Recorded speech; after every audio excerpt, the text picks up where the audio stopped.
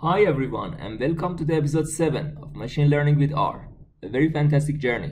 I'm Hamid Reza Hassani, PhD of Computer Engineering, researcher, chief data scientist and founder of DataBiox. I'm really happy to see you again in this episode.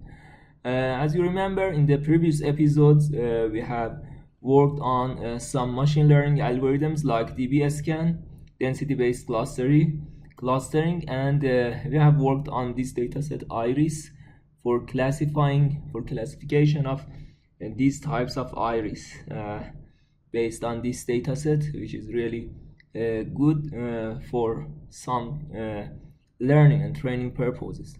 In this episode, we want to discuss about decision trees, another popular machine learning algorithm decision tree, and here I have some different references for you, and I will bring the references in the description. This is from this reference, as you see, from the University of Pennsylvania. This respected professor Dan Roth. As you see here, there are some introductions, and you can see the details in your free time, but here the definition is very important. Decision tree is a hierarchical data structure that represents data through a divide and conquer strategy. In this class, we discuss decision tree with categorical labels, but non-parametric classification and regression can be performed with decision trees as well. As you see, the decision tree is something like this. For example, the first row at the hierarchy, we see color. Then, for example, blue, red, green. If green, the shape may be a square or circle. If a square and circle, we can see A and B. It will, A, we see circle, green, and also a square, green here. So they belong to these classes. So this is an example. And for example here, if you see blue, if it's circle, it belongs to class C, as you see here. And these are some other, and the history, about the history, it is introduced in, as also here you see from this reference, as you see, it is firstly introduced in 1985 by this algorithm, Carty learning algorithm, and 1986 by Quinlan and Brayman. It was the first introduction to the decision trees. As we see, Hunt and colleagues in psychology used full search decision tree methods to model human concepts learning in 60s. We see that psychologists have played an important and significant role in the artificial intelligence. As you know, many great psychologists have a very high impact in artificial intelligence, like Professor Jeffrey Hinton. He also studied psychology at first, then computer science, and another example, Frank Rosenblatt, which invented the first neurocomputer. You can search them more. Okay, then Quinlan developed ID3 with the information gain heuristic in the late 70s to learn expert system from examples. And other we can Bremen, Friedman, and colleagues in statistics developed CAR-T classification and regression trees simultaneously, and a variety of improvements in the 80s, coping with the noise, continuous attributes, missing data, and non-axis parallel, and so on. In Quinlan's Queenlands updated the algorithm. C4.5 in 1993 is commonly used, and other thing that we see. Okay, but let's go for hands-on experience. Yeah, and this is another example from the University of Minnesota. You can see it has a large and various scope of applications. For example, here related to astronomy, an example related to the application of decision tree in this area. But for the application, for the hands-on experience, I have used this reference from the gentleman, machine learning with R. Sometimes I don't say the names because maybe the pronunciations, maybe I cannot read the right ones, so just refer to this gentleman and respected person. And this is a very great reference, especially for decision tree. It has a very great example, so you can see this the reference website here. I will share it also with you. So let's start with this example. Yeah, here I also have bring the PDF version. If you want to make some notes here, it's easier in Microsoft Edge with the help of the this pencil.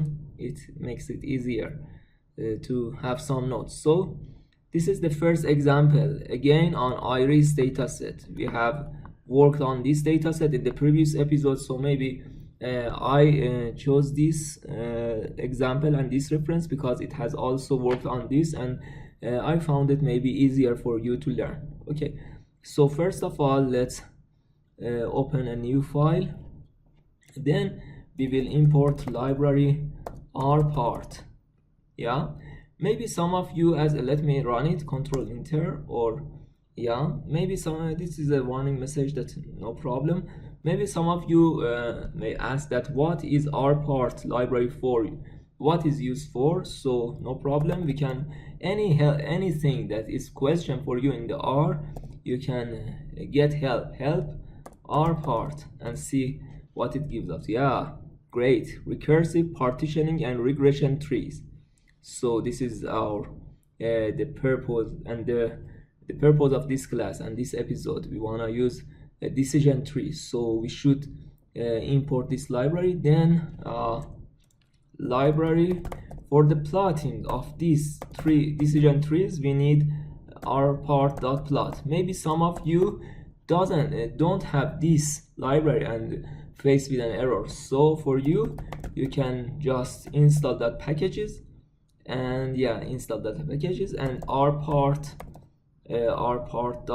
and you can install it easily, no problem. So let me also run it. Okay, right now we wanna take a look at the structure of iris dataset. So we will use str. Str is a command used to have a compact look at the structure of a dataset iris. Yeah, here we see 150 objects of 5 variables in this data frame. Yeah, here sepal width, we see these are numbers, sepal length, width, petal length and petal width. We see these numbers. These are numbers, but a species is factor. And 3 levels: Setosa versicolor, as you know, Setosa versicolor and Virginica. Yeah, so also you can see again help str. You see compactly display structure of an arbitrary R object. Okay, that's great. So let's see what are the arrangement of these species factors in and this species type in this dataset. So we see table iris and this $sign species. Yeah, so great. We see we have 50 number of Setosa, 50 versicolor and 50 Virginica. it's a nice data set balance amount from each species. Okay, and then for your attention, when you wanna create a data set, please note to this that it's very important to have a balance or approximately balanced data set to make the learning accurate. And yeah, to keep the accuracy high and great model prediction. So here we want to make a decision tree algorithm. We want to run the decision tree algorithm on this data set to check that how it works. Is it correctly classifying these classes into the right class? Let us see. Let's see. Tree, we will put this decision tree in this variable tree, and then we will use our part. First, we will use the dependent variable. Here in this part, dependent variable is a species because we want to check how independent variable will affect this dependent variable. So we will write a species, then this tilde sign, and then this. It means that we want to check the effect of all other independent variables on this. Yeah, so, and the data is iris, and here method class. Okay, let's see. Our part, oh sorry, I had a typo here. Our part, okay, great. 3, yeah, we see 1 as this, then 2, some conditions, but it's not really clear for us. For make it more clear, we will use our part dot plot. Our part dot plot. Yeah, great. We see that Setosa here, these are 3 class. Setosa, if petal length smaller than 2.5, if yes, it is Setosa. If no, versicolor. If the petal width, yeah, smaller than, yes, and no. Totally we have these 3. As you see, this is the structure of a decision tree. Also in the in this introductory materials, you can see we have some internal nodes and leaf nodes. These are the leaves of this tree. Yeah, also, yeah, you can check the material to see what are exactly the terminology here. Yeah, okay, so here we see this decision tree for this data set, and let's check the prediction based on this data set. So table iris species, and then predict the prediction. We want to make a prediction based on our tree, and also what here we want to make a prediction, yeah, here based on tree and type equal class.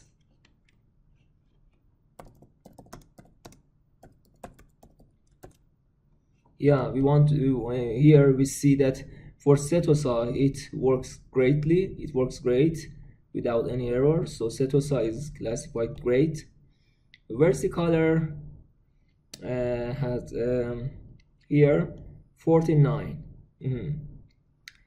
and 5 Virginica are classified wrongly here, and here for Virginica 1 versicolor is wrongly classified here, and 45 Virginica is classified right. Okay, So it was an easy example for decision tree on iris dataset. I will check if I found some more interesting and more complicated examples, especially maybe on bioinformatics or biology. That is my field of interest. I will bring for you and introduce in the and will bring in the next chapters and next episode. And if not, we will go through another amazing machine learning algorithm. So I'm very happy to have this episode with you. If you had any question or any suggestions or comment, feel free to contact me, and hope see you in the next videos. Bye.